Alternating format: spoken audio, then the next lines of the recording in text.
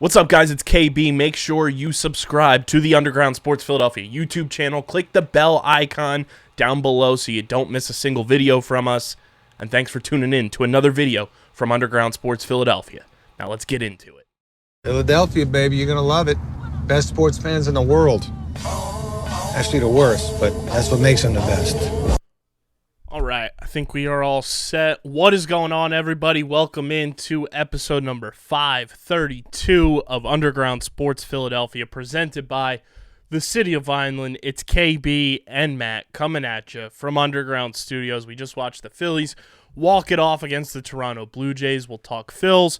We'll obviously talk about our Philadelphia 76ers, and we're going to get into some NFL schedule release leaks, some things regarding the Philadelphia Eagles, the Union, and of course Survivor 44 on tap at the end of the episode for the true blue diehards of the show at the end.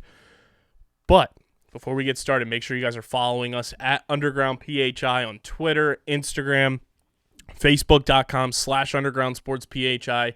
You can watch every Wednesday show live, Twitch.tv/UndergroundSportsPHI. Make sure you follow Matt on Twitter at Matt Castorina. Follow me at KBIZZL311.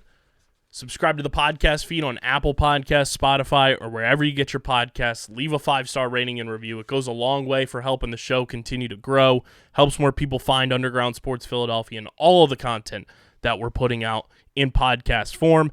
And subscribe to our YouTube channel, youtube.com/@UndergroundSportsPhiladelphia. That's where you get full video episodes of this podcast twice a week. You get full video episodes of every show on our network. You get clips, live streams, interviews, the whole 9 yards, all on our YouTube channel, youtube.com/@UndergroundSportsPhiladelphia.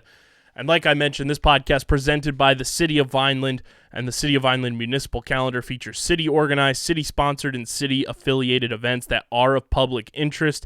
The calendar, which is accessible at vinelandcity.org, is a good way for residents and visitors to build awareness, remain engaged with city government, and participate in local events. You can also follow the City of Vineland on social media via their Facebook, Instagram, LinkedIn, and YouTube pages. Through these tools, you can stay connected to the community and get important announcements about programs and services offered by the city. Vineland, New Jersey, where it's always growing season. And big thank you to Main Auto LLC, Security 21 Security Systems, Paul J. Gillespie Incorporated, and the Dental Wellness Center of Vineland for their continued support of this podcast. What's going on, Matt? I'm living the dream. We are indeed living the dream with both of the teams in action right now, and that includes the currently up 3-2 in the Eastern Conference semifinals Philadelphia 76ers. It's brought to you by our friends and our awesome merch partners at PHI Apparel Company, who provide unique designs and high-quality clothing for the great fans of Philadelphia and our podcast network with their original designs for all. There's no doubt you'll stand out in the crowd if you're going down for Game 6, if you're going to Citizens Bank Park this summer, at the Link, at Subaru Park, going out to the bars, hanging at home. You're going to have the best merch available if you're rocking merch from PHI Apparel Company. Our listeners can use promo code UNDERGROUND for 10% off any apparel when you shop online at phiapparel.co. It's the most effective and direct way to support everything we're doing. Go get your merch. They've got awesome Eagles, Phillies, Flyers, Sixers, Union, even Philadelphia Stars merch. Go get your Joel Embiid MVP shirts from them. And, of course, get your Underground Sports Philadelphia merch. We want to see where you guys are rocking our merch from. Tag us, tweet at us, tag PHI Apparel Company as well. And make sure you use that promo code UNDERGROUND for 10% off any apparel order when you shop online at phiapparel.co. Matt, the Sixers do the unthinkable. They win Game 5, tied 2-2. First Game 5 win in Boston since 1980. And they are now up 3-2 on the Boston Celtics after a 115-103. Pretty convincing victory over the heated rival Boston Celtics. Yeah, shades of Game 4, where the Sixers were in control for a lot of it, except you didn't have the late game collapse like it seemed like we were going to get out of Game 4. I think a lot of people were ready to throw themselves on the funeral pyre in the closing minutes of that game. But Game 5, I think, was the most complete game the Sixers have played these entire playoffs. think it was the best performance we've gotten out of Embiid so far. It wasn't Harden's most impressive game, but it was a good performance out of him. Role players chipping in. Yeah, Daniel House even come off the bench because Doc Rivers said that he just had a feeling. It was based solely off vibes. It was not based off anything else. So maybe he should be basing more decisions off of vibes. But yeah, puts obviously the Sixers in a really strong position. Potential to close it out tomorrow in Game 6, and I think you have a great opportunity to do that. It was just, the last two games especially, I think have been such good performances by the Sixers. Again, discounting that kind of collapse at the end of Game 4, and it really seemed like it could have gotten away from them. I think the way they've turned the series around now after being down 2-1, and it really feeling like this team could drop out in 5. You had 2 really bad Harden games. They've definitely turned the corner, I think, a little bit. Yeah, they seem to be kind of finding that team aspect, especially in this game. Tyrese Maxey stepped up in a huge way, 30 points from him, 7 rebounds in 42 minutes, played the most minutes of any Sixer in Game 5. And like you said, James Harden, not the gaudy numbers that we've seen in Games 1 and 4, only took 8 shots, but he got to the line 10 times, and that's what you want to see from the Sixers, is getting to the free throw line. That's how they have been successful against some of these, upper echelon teams, is being able to draw fouls and use that to their advantage, and how successful they are at the free throw line. Tobias Harris, thankfully, stepped up in a big way in this game, 16 points, 11 rebounds, and Joel Embiid, 33 points, 7 rebounds, 3 assists in 37 minutes. And they get home court advantage again, too, which I think is huge for this Game 6. Yeah, absolutely.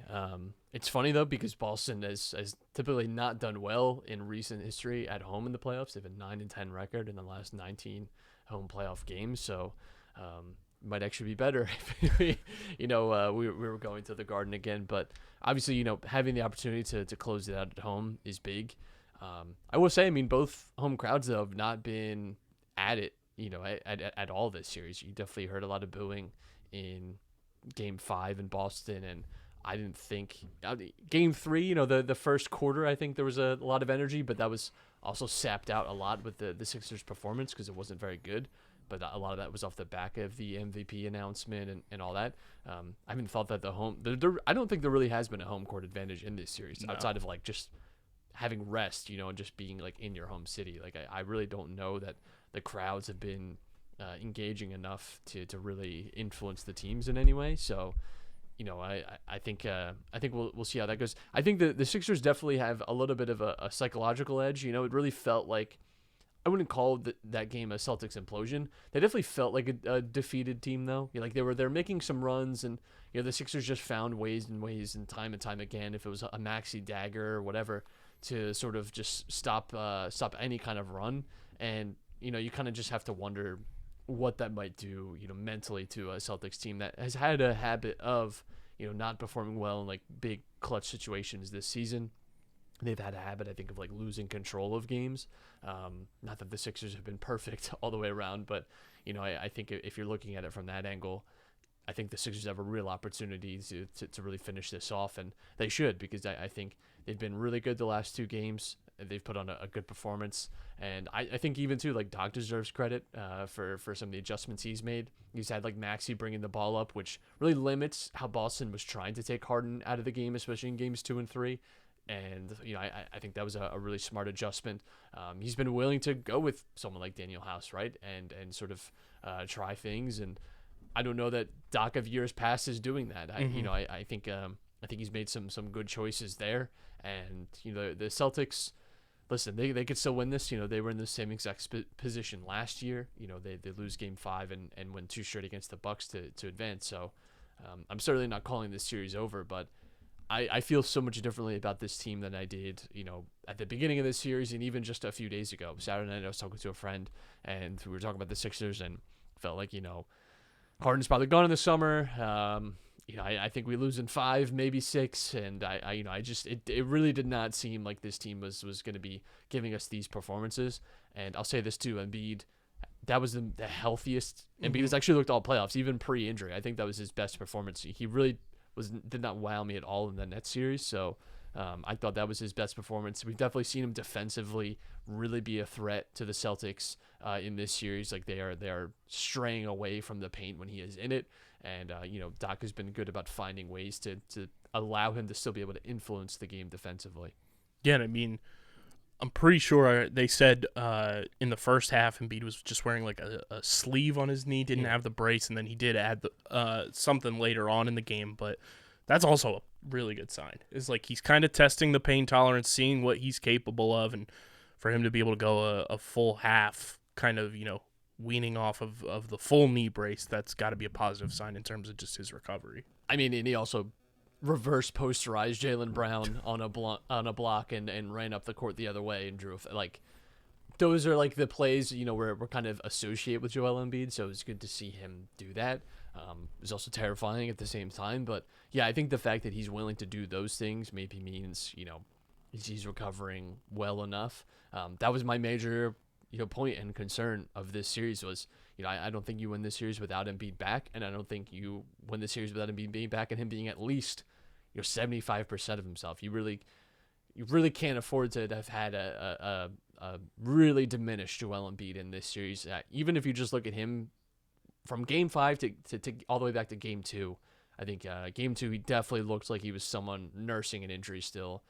Really didn't get a lot of that feeling in Game 5. So hopefully he continues with that positive trend because we'll need him again to have a big impact in Game 6 if you want to go. And then if you're looking beyond that, if you want to win a championship, you need Embiid to be there and available. 100%. And I mean, everybody's also talking now. You got to have the most generic, under the radar bell ringer for Game 6, and I don't know who you call upon for it because I got to say, Game 4 did not see Wanda Sykes coming whatsoever, and that was a positive. I think it's got to be one of those out of left field type of situations. You can't be too over the top with the bell ringer in Game 6. We need like a B- C+ Philly celebrity. We cannot do Jason Kelsey. No. We cannot do Triple H. No. We can't do. Unfortunately, we obviously cannot do the big names because there's clearly just some kind of curse. I don't know what other just kind of generic Philly celebrities or athletes you could get, but that's who we need. Someone said it needs to be a process sixer. Even that I think is actually no. I don't think that's. I mean, you could do TJ McConnell, but I think that's actually. I think you're just inviting danger at that point. Not that TJ McConnell is equivalent to Jason Kelsey, but there's a similar vibe that they're bringing that I think someone. I saw somebody say Tony Roten. Yeah, I just think I think you're asking for trouble with that. I really do. Yeah, I don't know who it would be. I don't know who they're planning on, but you got to keep it nice and simple. Don't go too over the top, and secure a Game 6 win.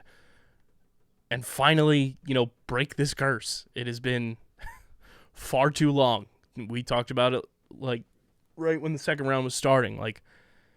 Hasn't been since 2002 or 2001, whatever it was, that the Sixers have gotten out of the second round and gotten to the conference finals. And just looking at the landscape of what the East is right now and just the NBA as a whole with the final teams remaining, you get to the conference finals, you're putting yourself in such a good position to have the opportunity to go to the finals, more so than any other year, simply because of just the way this team is playing right now, who's on this roster. And you can't overstate, I think, how important, sure, it doesn't show up in the box score, but my God, how important PJ Tucker has been. Yeah, PJ Tucker, I think, gives you the mental edge that this team has just not had in years past. You saw it. He was hyping Embiid up near the end of Game 4, and I think those words probably motivated him a little bit to kind of turn it on because he was having a really bad performance in that fourth quarter. There's an alternate timeline where we're sitting here where the Sixers have just lost in 5, and it's off the back of Joel Embiid getting blocked 4 times by Al Horford, and on the same night Nikola Jokic dropping 50 plus. That's not a reality I want to live in. Right, but we've been there before. We were very close to that reality, very close to that timeline. But yeah, I think PJ Tucker we've not had an asshole on this team in the last few years. We've never had someone that dabbles in the dark arts, and you need that at this time of the year. He's obviously not impactful scoring wise, but I think honestly, like what he gives you is like, I think he raises everyone's kind of like floor around him in terms of like their intensity. Like I think when you see someone working so hard, especially because he's like a veteran, he's not like some young guy that's like trying to prove himself. The fact that he's like at an older age and is still like working hard for rebounds, and we even talked about that in the Nets series, how impactful you could see he was. And I think he's definitely had, his thumbprints are definitely on this series. It's not a huge takeaway, but I think it has been something this team has not had in years past. Like I think if we have a PJ Tucker type in 2021 against Atlanta, we win that series in 5. Like I just think I actually think Ben Simmons probably retires from basketball if he's playing with PJ Tucker. I think that's actually probably more likely. I also think we are, oddly enough, Ben Simmons is winning something because I don't know if Anna Horford showed up to a game in person yet. Well, I don't care. I had a bet with Pat Pitts on an episode right before the series started. I said, and I brought this up at Zoe and Seamus's live pod. I said, who shows up to more games in person against their series against the Sixers, Ben Simmons or Anna Horford? So far, Ben's up 2-0. I am going to read you a stat line, Matt. I want you to guess the player. 25 minutes played, 0 points, 0 for 7 from the field, 0 for 7 from the three-point line, a -18, and 1 series-altering shimmy. I don't want to tempt fate here, but that is Al Horford. That is Al Horford. And I'm waiting on just like the total karmic comeback where he has like a 23-point game 6 and it goes back to Boston for a game 7, and we're all just like, it feels good to kind of be in like the strong position here, but there's no part of me that is like unclenched because until I actually see this team move past the second round, I'm still a bit of a skeptic. Like I said, they obviously have a good position. I think the team that wins game 5 in this situation ends up winning the series 82% of the time. So like they've put themselves in a commanding spot now to actually advance and get to a conference finals. But you have to close this team out. I think you do yourself a lot of good by making that official tomorrow night, like punching your ticket. And, listen, kind of hope maybe the Knicks could extend the series, and maybe give you even a few more extra days rest if possible. Like, beggars can't be choosers. And I'm literally begging for the Sixers to please, for the love of God, just end the series because I don't want to. I don't think I have the stomach for a game 7. I don't think I can. I don't think I can do that again. So. The Knicks pulling a Trae Young would be quite the irony. Yeah, and it would be unlikely. I'll say that. It looks unlikely that we're going to be seeing that series go on. And I mean, I love the attitude of everybody on Twitter too, where like everyone's saying this is effectively game 7. The Sixers have to approach this like it is game 7, like it's do or die. Leave it out on the court, finish this series up, and that way you don't even have to remotely think about, we still have another game, possible. Play game 6 on Thursday night like it is game 7, like it's a closeout, like it's a do or die game, and just have, like, everybody has to have that PJ Tucker mentality of just, like, going in and taking what's yours, and that's a victory at home in front of your home fans to advance you to the conference finals for the first time since 2001.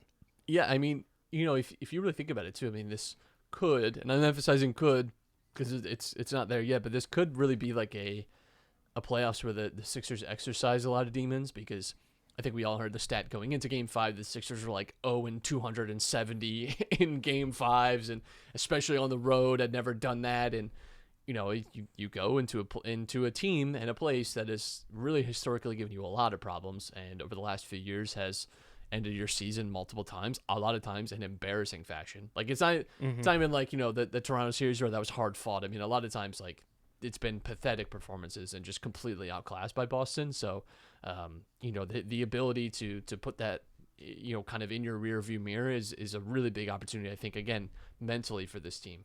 Like I do wonder too, like we've seen that this year even with the Phillies, where you have like the long playoff drought, and it felt like they get over the first hurdle, and then it's like they again, a team that is historically given the Phillies a lot of heartbreak, and the Cardinals and the Braves, and obviously it doesn't end in glory, right? And it would also be like deeply and darkly funny if the Sixers do make it to the finals and then like The fourth team to do it. lose to Denver, and like we. Oh. I would end it all there. And we just become the city that lost like every championship possible within a year. Shout out to the Flyers for actually for making sure that there's no chance of that happening. But They did lose the lottery in very Flyers fashion. of course they did. Um, They're not even good at losing. No. They're like the Flyers are actively bad at everything. They're not. There's not a single thing good about the Flyers. the Wells Fargo Center tomorrow has to be just like an insufferable Thunderdome too. Like if you're going to the game, you have to be part of, the energy catalyst that helps get behind the Sixers, makes it uncomfortable for all those Celtics players, makes it uncomfortable for Missoula, and makes him want to retire after coaching a year. Like, make it such an insufferable environment to where you are, effectively part of the game.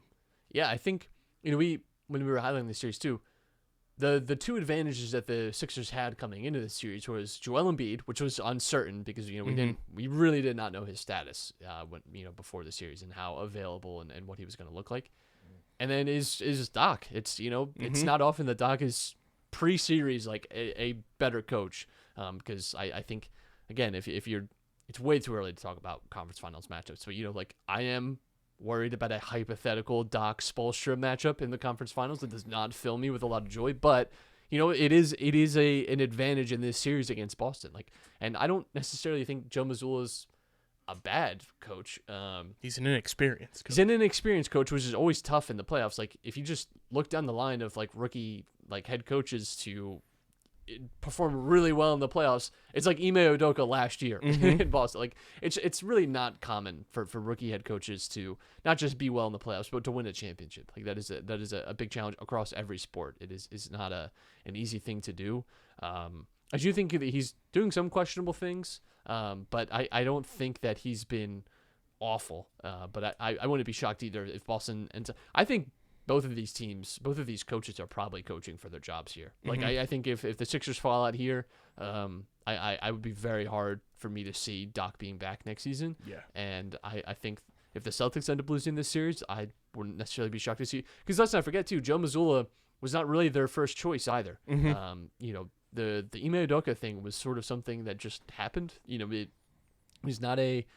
He's moving on. Like this was like a crisis that they had to handle, and they had some other guys leave. Like Will Hardy goes to Utah, and he probably would have been their number one choice from within to promote, and they didn't have that option. They had another coach leave to go to Georgia Tech. Like they had a lot of assistant coaches sort of leave the team within the past year, and then you have the Udoka situation where now he's not available anymore. And so Joe Mazzulla was sort of the best option available, but I don't think he was really their first choice. And I do wonder if maybe there's someone out there that they're looking at in the offseason, even if they do advance, like who knows. But I think he's someone, and Doc is someone that are both, I think, coaching to not be golfing in the summer. And it feels like, like you brought up the Phillies, exercising those demons against the Cardinals in the playoffs this past fall. Like, the Sixers have an opportunity here. You win Game 6. It feels like you really are pushing a dagger into this Celtics organization that, like, they lose. They have a lot of questions to answer this offseason with Jaylen Brown potentially leaving. You have a lot of older guys on the bench. You have the Horford question. Like, there's a lot of questions that will need answering from this Celtics team if they bow out in the second round here, and the Sixers being able to be the team that is the catalyst for that is absolutely incredible.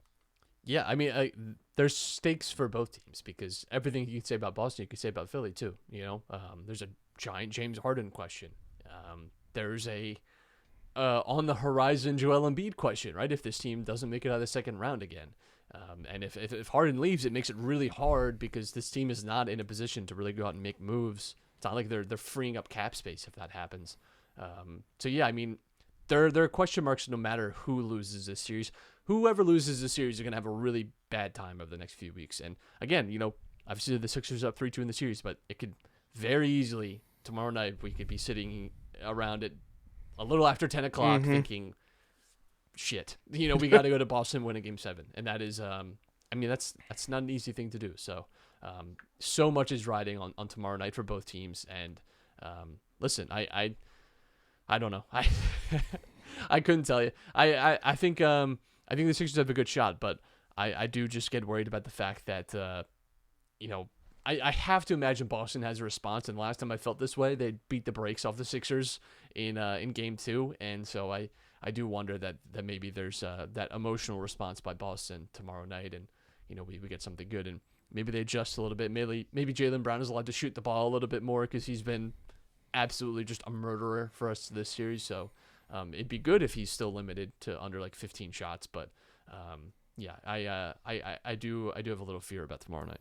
It was nice too in Game 4, as like whole body clenching as it was, to see Marcus Smart miss not only the go-ahead shot that the game goes to overtime, but then doesn't get the shot off in overtime, and kind of confetti game lights the Celtics and kind of gets revenge for us there. That was very fun to see. And speaking of golf, speaking of shots, Matt, our friends at Wasted Wedge have delivered a new age of golf, and if you're looking to be the talk and envy of your group and create memories with your friends and family, look no further than their lineup of Wasted Wedge products and merchandise.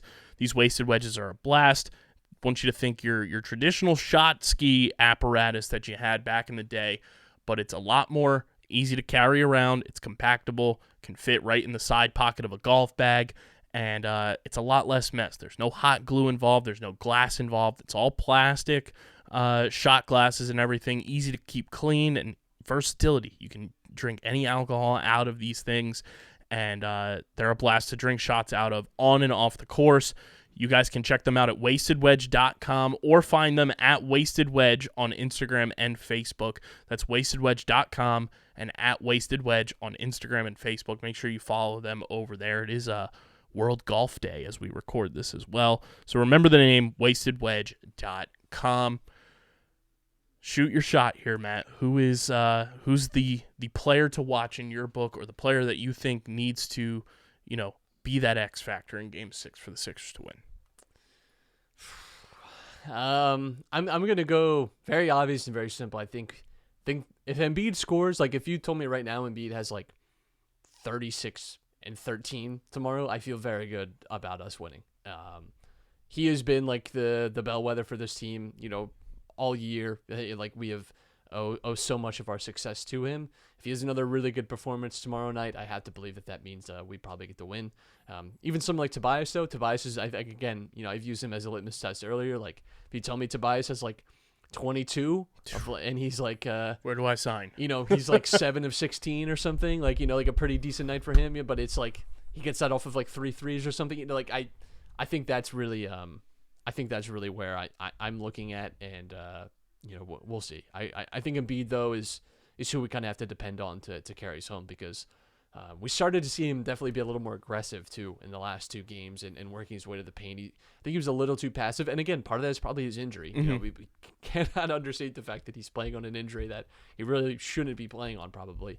But, I think we wanted him to be a little more physical and get down in the paint, and we definitely saw some more action like that, especially in the most recent game. So hopefully, that continues, because I think that's where he can be really dominant against the Celtics team. They don't have an answer for him. Like, Rob Williams has not looked good this series. Speaking of a guy that played on an injury he probably shouldn't have played on last year. But, I think they really don't have a big answer defensively for Embiid. And even I think offensively, the Celtics have not been able to exploit him as badly as they were, in the most recent games. I think the Sixers have sort of figured out ways to sort of skirt around, the way that they were dragging him out. So, yeah, I'll go 2 picks as well. One of mine is Tobias. Like, you see the difference. Game 5, Tobias has 16 and 11, and even that is such an improvement from what he had in games 3 and 4. Like, Game 4, he had 7 points and played the most minutes of the entire team think he played over 45 minutes, I want to say, including overtime. Having 7 points from Tobias Harris is just unnecessary, uncalled for, and I feel like everybody, was just disgusted with that, including Tobias himself. Like, he knows that he can't just go out and have 7 points in 45 minutes. So to see him step up, get a double-double in Game 5, Tobias Harris needs to be somebody who steps up, even as the third, fourth option, whatever it may be. He needs to be a contributor, both offensively, getting rebounds, and that's something that we've seen the Sixers struggle with at times in this series, is getting those second chance opportunities, whether it's offensive or defensive. So you need Tobias to step up rebounding-wise, and you need Tyrese Maxey to step up again. There were moments in Game 4 where it's, it is James Harden, it's Joel Embiid, and Joel's, faltering in the fourth quarter, probably because of the injury. He's gassed. To have Tyrese Maxey as your third leading scorer who only scored 14 points, that's when you end up in an overtime game that ends in a 1-point win. You need Tyrese Maxey. You need his energy that he brings, just his quickness and his agility to get to the bucket, to score, get to the line. Tyrese Maxey and Tobias Harris are hands down my two guys that need to take their shots. Maybe a little wasted wedge, light, nothing with the hard alcohol until after Game 6. But those are my two guys that you need to see those guys step up as your third and fourth options behind Embiid and Harden. And I don't even think, Harden's performance in Game 5 was bad, like you said. He still had 17 points, finished with a double-double, if I'm not mistaken, or close to it, but he got to the line 10 times. And that's what you want to see from this Sixers team, too, is get to the line, draw fouls, and hopefully Scott Foster is in Phoenix for Game 6 and not Philadelphia. Yeah, that was definitely the tough part, too, is that the Sixers really, especially in Game 4, part of the reason they really hurt themselves, they had, I think, like 3 fouls within a minute, and you put yourself in the bonus for almost an entire quarter. Mm-hmm. And they had a similar issue in Game 5. So discipline is going to be really important. Part of that has definitely been some shaky calls, let's be honest. But, I think they really have to be mindful of that, because that really could have, I think, burned them. It could have ended their season in Game 4. And whether the refs are, in our minds, fair or not, you can't put them in a position to make those calls. And hopefully Marcus Smart is not allowed to just throw himself to the ground. It's some of the most egregious things I've ever seen in my life. This man does every playoff. So hopefully we can avoid that. But yeah, that is definitely an area to focus on too, is not letting the Boston Celtics, because it allows them to be so much more aggressive too. Mm-hmm. Because any contact they get now, when they're, and they have the ability to really go downhill, any contact now is 2 on the line, and that is an easy way to lose a game. 100%. And you just got to be disciplined, like you said, and it feels like anytime PJ Tucker breathes, it's a foul. So hopefully that doesn't occur in Game 6. And like we said, if you're going to Game 6, bring it.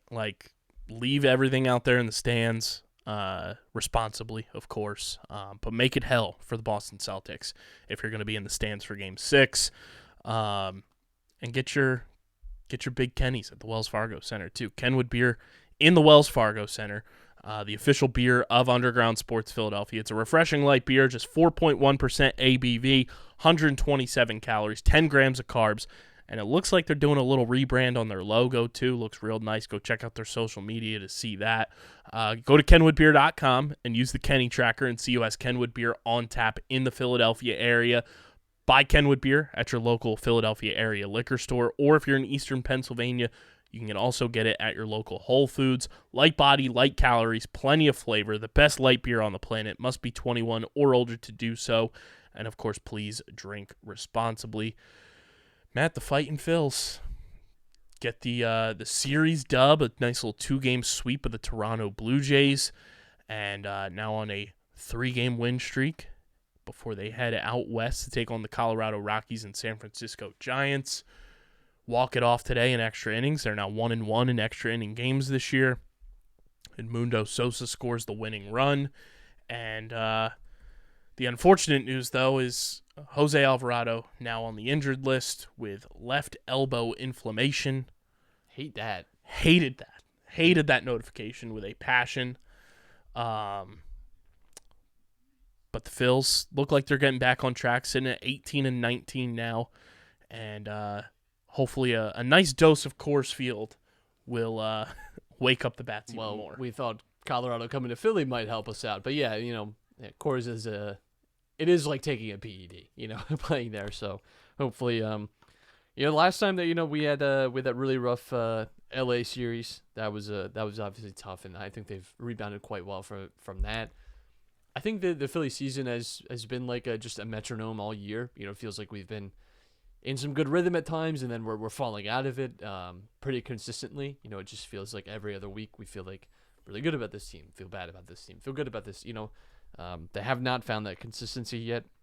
Pitching, I think, is still the issue, and I think it's an issue if you look league wide as well. I don't know that the pitching clock is like necessarily the reason, but you look at ERAs just around the league, and you look at scoring around the league now, and I think in general everything is up, and I think this might be a year where we kind of have to reassess a little bit, like how we what do we call like a good pitching season now? Like, and I think we've lamented that Phillies pitchers haven't made it deep into games. Maybe it's because you're having to do everything so much quicker now, and I think fatigue is probably setting in a lot earlier.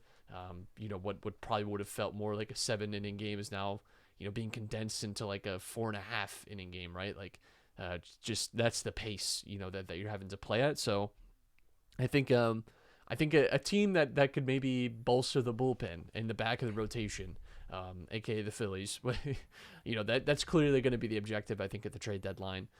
You did get a good Taijuan Walker game the other night, which is a positive sign, because he's someone that definitely invested some money in this offseason. We're hoping to come in and really solidify like third, fourth spot in this rotation, be a good like back end guy for you. Had not been that up to that point, and so we're going to have to see. Hopefully that is a sign of like positive regression for him, and that he's kind of on a better track, because if the Phillies are going to have a successful year, it's not riding on Taijuan Walker, but he's going to be a big piece. You need him to be an effective starter for the Phillies to be a playoff team and to have success in the playoffs. You're going to need him. Well, I do have positive news from a pitching standpoint, Matt. Number one, set to make his debut in Colorado this weekend. Our boy, Ranger Suarez, coming off the injured list. They're still figuring out which game he will pitch in, but Ranger will make his season debut out in Colorado this coming series. Yeah, that's a huge boost as well, and that's someone I'm curious to see just how he's because there's a lot of excitement for him coming into last season. I think struggled especially over the first like third of the year, and once we got into the summer, I think started to really figure things out again, and we saw that and hopefully we can get end of 2022 Ranger Suarez, or 2021 Ranger Suarez. The last few months of that season, he really seemed lights out and seemed like playoff Ranger, right? Like, and we saw him in the playoffs have good performances too. So that's someone I think that reintroduced back into the lineup, back into the team, and it can be a real positive boost for the Phillies. And then I don't know if you saw this. This is the first time I'm seeing it. Making his way to Philadelphia for the start of this Blue Jays series to meet with the Phillies medical staff and pitching coaches and participate in a throwing program. Now 20-year-old Andrew Painter. Don't mind if I do. Obviously, he's still rehabbing that UCL strain from spring training. His rehab process involved rest rather than surgery, but according to Rob Thompson, he hasn't had any setbacks and everything's been fine. So maybe we're on the precipice of Andrew Painter making his big league debut, which he would be the first player. If he were to have made the team out of spring training, he would have been the first player from the first round of his draft class to make it to the majors, despite coming out of high school. But that would be a lovely addition, especially, he's had his moments, but as of late, Bailey Falter has just been killing this team in terms of just not being able to go deep in games. He's taxing the bullpen. That's already been taxed a ton simply because, like we mentioned, Taijuan Walker hasn't been able to go deep into games until this past start. Matt Strahm has been phenomenal, but for a guy who can only go 5, really, you're putting stress on your bullpen even more. And now with Alvarado injured, like you're gonna need this bullpen as healthy as possible. So if Andrew Painter can make his way into this rotation sooner rather than later, that would be a welcomed addition, I think, for the Phillies, and just knowing that their starting pitching is that much deeper now, that they have a guy that they were hoping was going to potentially make the rotation out of spring training. It does worry me a little bit anytime someone is having like UCL problems and it's, oh, well, he just needed rest and not to, like, I don't know. Ask Alvarado how that goes. Just makes me nervous. The weird thing with Alvarado was he said it felt like it was his wrist. And then today the designation for the injured list was left elbow inflammation. That just makes me nervous because that's the nerve, right? You know, and I don't know. Not a doctor, just makes me nervous. That's all. Don't Brock Purdy us. But let's get to our favorite thing, the NL East run differential. Looking at it right now, the Atlanta Braves sitting at the top of the division at 25-11. The Miami Marlins in second place at 19-19. The New York Mets at 17-19. The Phils now at 18-19. Don't know if any of the other teams were playing this afternoon or not. And then the Nationals at 16-21. Looking to see if anybody else is playing currently. The Mets right now leading 2-1 over the Reds in the bottom of the fourth. The Braves are tied 0-0 with the Red Sox in the bottom of the second. And the Marlins did in fact win today, and that got them to 19-19. But right now, Matt, the Atlanta Braves leading the way. Yeah, must be nice.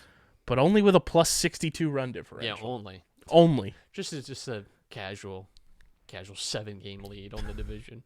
That's cool. The Miami Marlins with the most Marlins run differential ever, sitting at 19-19 in second place, yet they have a negative 54 run differential. Just terrorism. Just absolute terrorism. The Lowell New York Mets at 17-19 right now, 2-8 in their last 10 on a 3-game losing streak. Sit at a negative 11 run differential. They've scored 156 runs, which is about almost 30 more than the Miami Marlins, who are ahead of them in the division, giving up far less, but they are at a negative 11.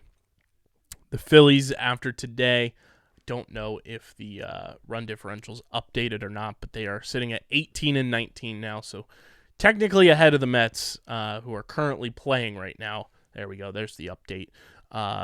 Phil's on a 3-game win streak, 7.5 games back in the division, 1.5 back in the wild card. Negative 24 run differential, and most of that damage was done from that Dodgers series, as before that they were sitting at a negative 4 and right there. And that Rangers series. But the nice thing with the Rangers series was like they made that up in other games for the most part, and then the Dodgers series happened. You just got absolutely shellacked and swept and nullified all of that. Baseball shouldn't be played in LA. Phillies have the second most runs scored in the division right now, behind the Braves.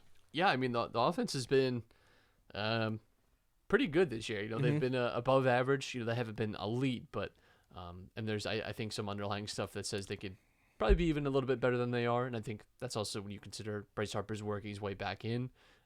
Castellanos has been good this year. Like, it's definitely, we've seen guys like Marsh cool off a little bit, which, you know, of course he's not going to be hitting 1,300 OPS for the year, but you know, he's come back down to earth a little bit. But I think in general, we've seen this offense still be very good.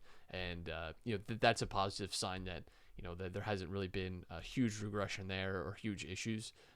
And that was a big reason why this team was able to catch a little bit of a spark last year. So it's good to have that back. Brandon Marsh still hitting 317 on the year. Yeah.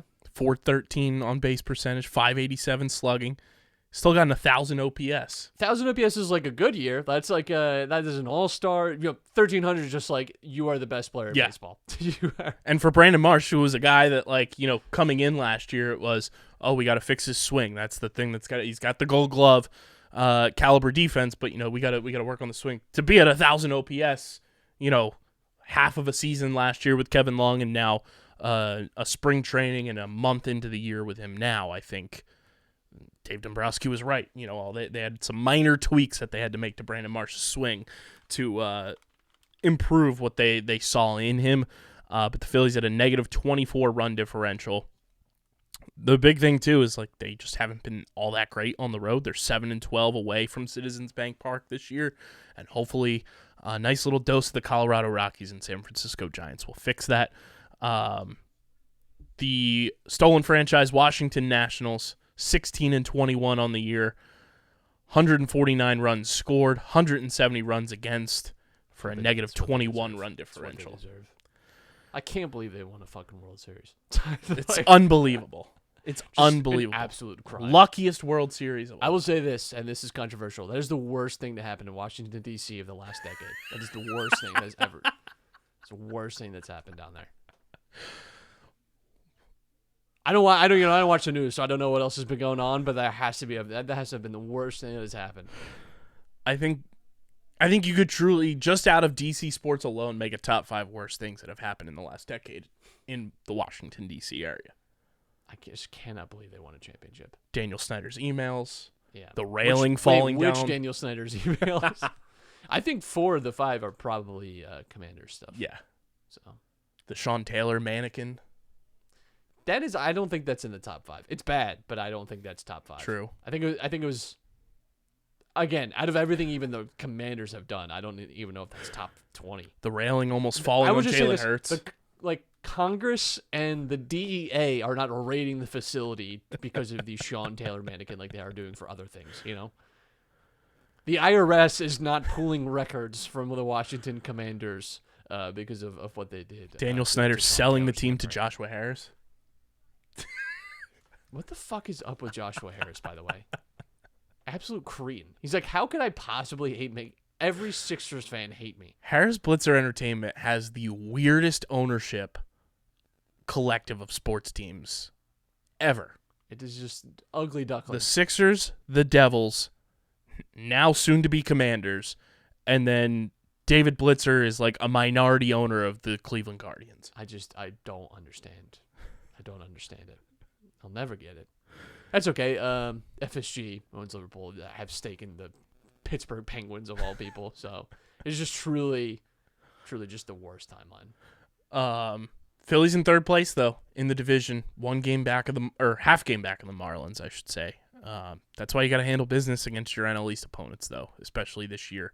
Like we've said, with the way the schedule is, and it's not as many games against your division as you typically have. So when those division games roll around, it's going to be important, and we are ever so close, Matt, to 4 games on Memorial Day weekend against the Atlanta Braves, followed by games against the Mets and the stolen franchise Washington Nationals, which will really be a huge moment, I think, for the early portion of this Philly season, is that 10-game stretch all on the road against the Braves, Mets, and Nationals. Yeah, and how many times, too, do we see stats in early September, like since June 5th? Since June 1. You know, like it's always like, that is, I think, the real like demarcation line for a lot of like baseball stats. Yeah. And you know, where teams sort of like take their shape. I don't think it's a coincidence that all the time we see teams like since June 1st. It was the Astros last year, right? Mm-hmm. They obviously ended up winning the World Series. Even for the Phillies, though, you know, was if you look at them post June, you know, and that was obviously post Girardi, you know, with a new kind of a team almost. Mm-hmm. It does change the way you can view the season. So that is where, like, you know, the NBA, we talk a lot about how, you know, it's really not until after Christmas that you really start to feel the impact of all the games. You know, and it starts to feel a lot more real. But every game matters too. You know, every year we sit in middle of September and lament the dumb losses that we had in May and June, and just think, you know, if 2 or 3 of those went a different way, you know, what a better spot we would be in. So hopefully you won't regret too much. Looking around the standings and run differentials of the rest of baseball, this is how dumb the NL Central is. The 17-19 Chicago Cubs have the best run differential in their division at plus 42, while the Pittsburgh Pirates are 1-9 in their last 10, still have a plus 10 run differential, sitting at the top of the NL Central at 21-17. The Dodgers back on top in the NL West at 23-15. They have a plus 48 run differential. And the 2 teams that the Phillies are playing in their next 2 series, the Colorado Rockies 16-22, the San Francisco Giants 16-20. With the offense the way that it is now, Bryce Harper back in, and like you said, Castellanos is playing unbelievable this year. Like, true candidate right now as we sit here on May 10th. If he continues to play the way he is, like, he's a comeback player of the year candidate. Absolutely. Just add it to the collection. And I mean, his brother tweeted today, if Nick wins the Gold Glove, that creates world peace, correct? I think so. I think that's what the people are saying. The Arizona Diamondbacks are the number 1 wild card team right now, up a half a game on the San Diego Padres. They've been fun, but that's a team that, like, you don't know how long their run of consistency is going to last throughout an entire season. They're very young. They have some veterans on that team. Am I crazy, or did they not have a similar sort of streak last year? I feel like they were hanging around last year as well and fell off. And then they kind of fell off in, like, I want to say, like, late June, early July, and things kind of came crashing down. I think the biggest development so far through the first month and now month and a half of the season is that the St. Louis Cardinals are destroyed. I don't know what happened. They moved their catcher off of what's his name? Why am I Wilson Contreras. They moved him out of catching. Out of catching. We're going to move him to the outfield, and then they said, "Oh, we're not going to move him to the outfield now." They just signed him to a 5-year, like $87 million contract. Yikes. JT Realmuto, jersey owners, hide your eyes, avert your gaze. 13-24 are the St. Louis Cardinals this year. I think it's safe to say we broke the St. Louis Cardinals, and which is I great. Think the world is a better place for it. So. It is role reversal because they did the same to us in 2011. Yeah. As soon as we lost to them in the playoffs. Take one Paul Goldschmidt, please. It's amazing. It's incredible. I feel like the Bugs Bunny meme. I wish a very smooth downfall to the St. Louis Cardinals. Hater's funeral to make sure he's actually dead. And looking in the American League, the Tampa Bay Rays still leading the pack at a plus 116 run differential at 29-8. What a division the American League East is this year. Bloodbath. Like, I mean, it wasn't an easy division last year either. Every team is over 500 right now. The Red Sox were like pretty good, and we're like just not even close. Like that is I think the hardest division. Yankees in last place at 21-17. Yeah, that's stupid. And then you compare it to the AL Central, where the Minnesota Twins are in first place at 19-17. Must be what nice. a division!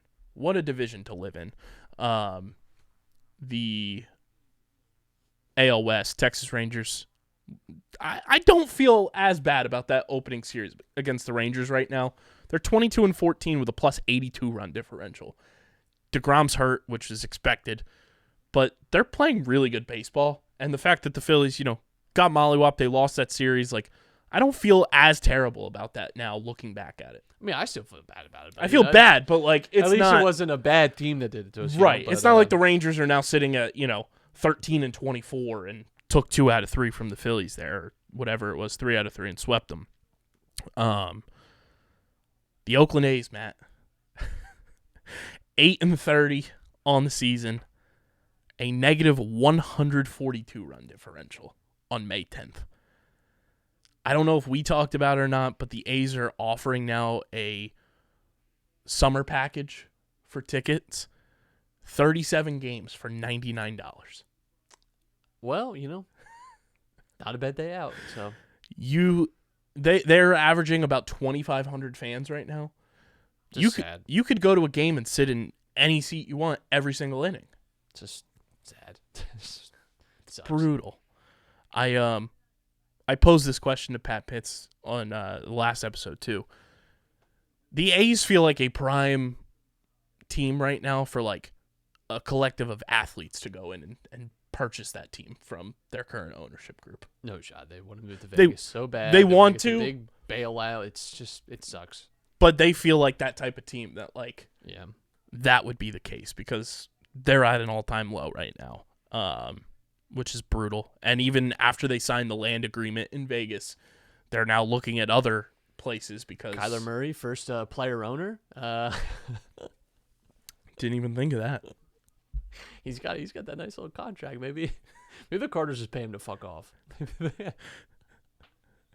If he was able to do that and the A's get to the playoffs, just like Kyler played baseball in October, it's a lot easier to manage than playing football and playing Call of Duty.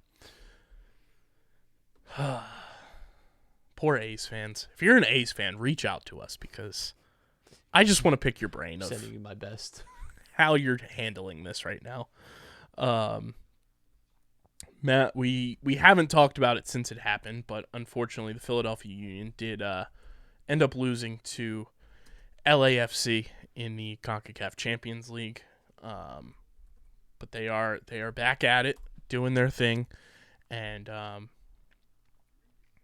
still trying to kind of find their way in MLS play, but seem to be finding a groove as of late. Yeah, they got to two competitions within a week. So they lose to Minnesota last night in the U.S. Open Cup.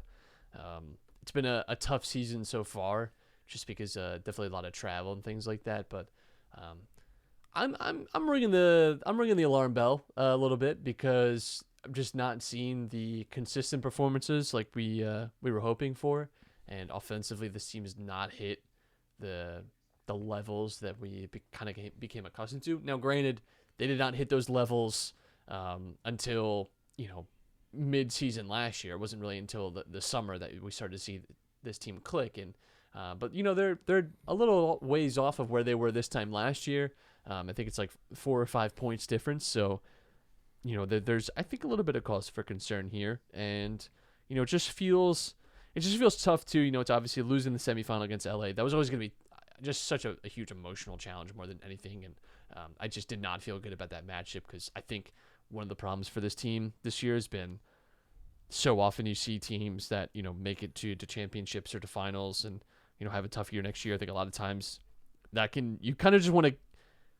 You're kind of playing every game like it reminds me of the Bills in the NFL, right? Where it's like they're so obsessed with beating the Chiefs and they're so like scarred by that one game. Mm-hmm. You kind of start making choices about just based off of that and start making I don't know, like you make your whole season about that game or about that moment, and you kind of have a tendency, I think, maybe to overlook the more important things right in front of you.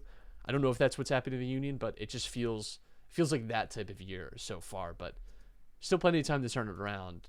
As we approach the summer months, you hope that they do start to do that. 100%, and they'll look to get back on track. As pulling up their schedule here, next game on Saturday on the road against Colorado, and then they have a midweek game at home against DC United next Wednesday. So hopefully things start to kind of click, and feels like for the Union this year, Memorial Day is going to kind of be the first litmus test as well, see where they are after the month of May, and then progress from there. Looking at the standings right now, they're currently in 7th place with a whole bunch of other teams, tied with 14 points. So still not too crazy out of reach, to get into the top 3. Nashville's in 3rd right now in the East with 18 points. So it is still very doable to climb the table right now. Yeah, absolutely. I mean, you're 10 points off the top, but you have so much of a season left. It's not time to say it's not doable, but you have put yourself in a hole early in the season. I will say, we talked about this before the season, though. Number 1 seed doesn't get that bye anymore in MLS, and so that's I think I don't know why they do away with that advantage. I think you should definitely reward teams for having the best record in their respective conference by doing that. So, you maybe it is better just to be a 3 or 4 seed, rather than really bust it to get to number 1, because it doesn't really provide you a whole lot. And there's more games down the playoffs too. So we'll see. I think again, they haven't hit their best form yet, and it is concerning that we're 2.5 months into the season and we haven't seen this team play their best yet. So I hope that we see that turn around. One thing we forgot to mention with the Phils too, it was announced next year, Matt, Phillies Mets series in the 2024 season in London. Gross. Absolutely gross. They'll be playing in London. Team that won't be playing in London, at least this year, is the Philadelphia Eagles. It's brought to you by our friends at Trophy Smack. There's no better way to upgrade your fantasy smack talk than with our friends at Trophy Smack.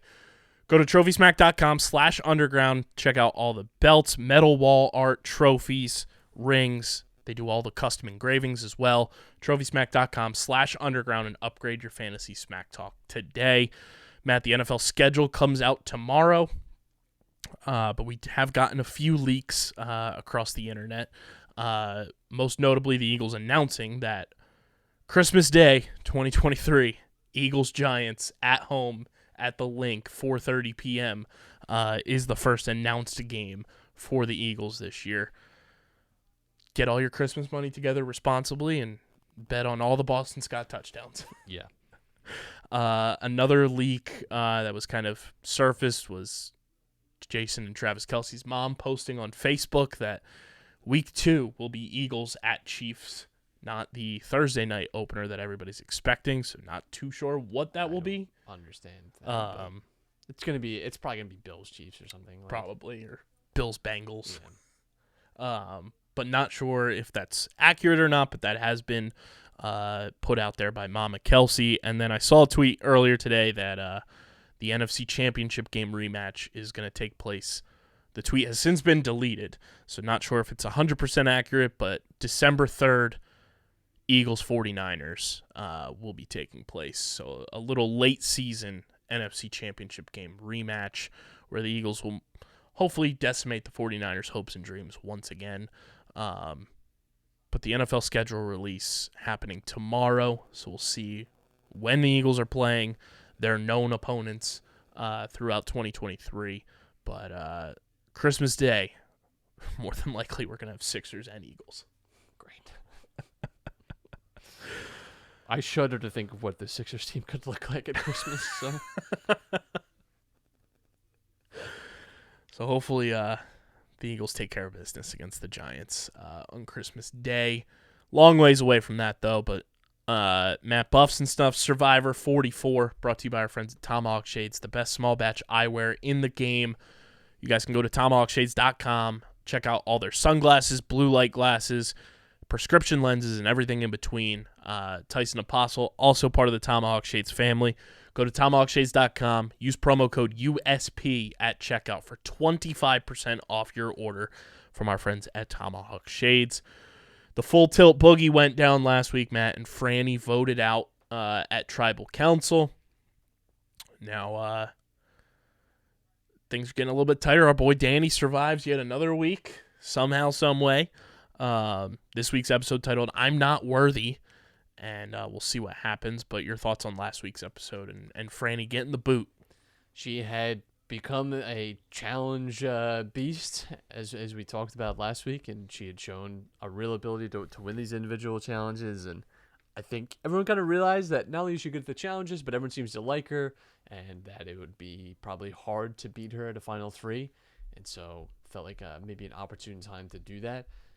I do wonder, because obviously Carolyn seemed to really appreciate Franny and have a good relationship with her and did not want the vote to be on her.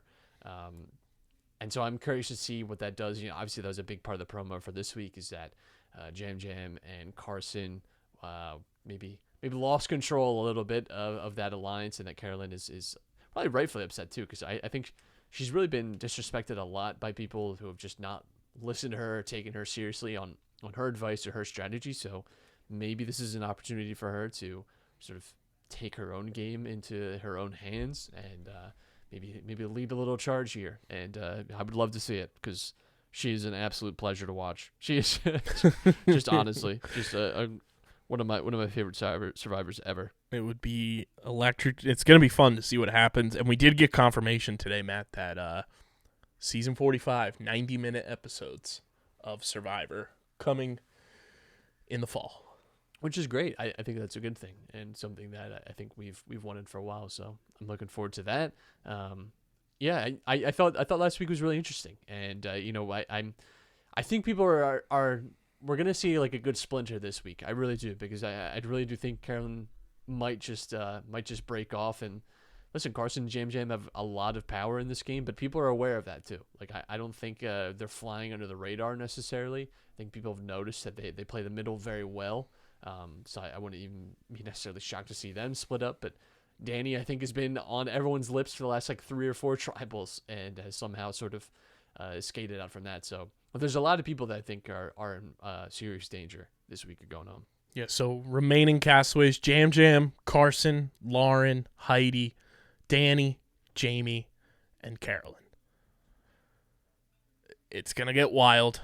I don't even know what to expect this week. And on top of that, the 90-minute episodes next season I think is going to be great because I think it's going to expand upon the kind of like flash away points that we get, where it's like, how did that happen? And then they show you, oh, this happened, off screen type of thing. I think that's going to help kind of just tell the story of the season. I think you're going to get more background into the castaways and everything. Hopefully we get more of those Jeff secret scenes like we did when Survivor came back. So we'll see what happens with the 90-minute episodes, but that was confirmed today as we record this. So 90 minutes of Survivor upcoming for season 45. Hopefully Danny survives another week, but be sure to follow at Buffs and Stuffs on Twitter and follow us at Underground PHI on Twitter, Instagram, Facebook.com/UndergroundSportsPHI, Twitch.tv/UndergroundSportsPHI. Follow Matt on Twitter at Matt Castorina. Follow me at KBIZZL311. Subscribe to the podcast feed on Apple, Spotify, wherever you get your podcast. Leave a 5-star review. It does continue to help the show grow, helps more people find Underground Sports Philadelphia, and helps us take this thing to the next level. And go subscribe to our YouTube channel, youtube.com/@Underground Sports Philadelphia. That's where you get full video episodes of every podcast on our network, including this show twice a week. You get shorts, clips, live streams, the whole 9 yards on our YouTube channel. We're at 452 subscribers right now, trying to get to 500 by Memorial Day. So go subscribe, youtube.com/@Underground Sports Philadelphia. And this podcast, as always, presented by the City of Vineland. And whether you're a company looking to expand, relocate, or you're a business startup, selecting the right location is critical to your success. Vineland, New Jersey offers both an affordable business location and an excellent quality of life. The city's economic development department is a one-stop source for moving your project through the development and approval process. Their goal is to make this process as smooth as possible and to provide the fastest turnaround times in the region. If you're considering potential locations for your operation, contact the Vineland Economic Development Team at 856-794-4100. That's 856-794-4100. Vineland, New Jersey, where it's always growing season. Get your merch at phiapparel.co. Use code UNDERGROUND for 10% off any and all orders. And big thank you to Main Auto LLC, Security 21 Security Systems, Paul J. Gillespie Incorporated, and the Dental Wellness Center of Vineland for their continued support of this podcast. But this has been episode number 532 of Underground Sports Philadelphia. For Matt, I'm KB. Hopefully the next time we're talking, the Sixers are in the Eastern Conference Finals, and the Phils Bats continue to come alive out in Colorado. But until then, we're getting the heck up out of here, and we are signing off. Peace.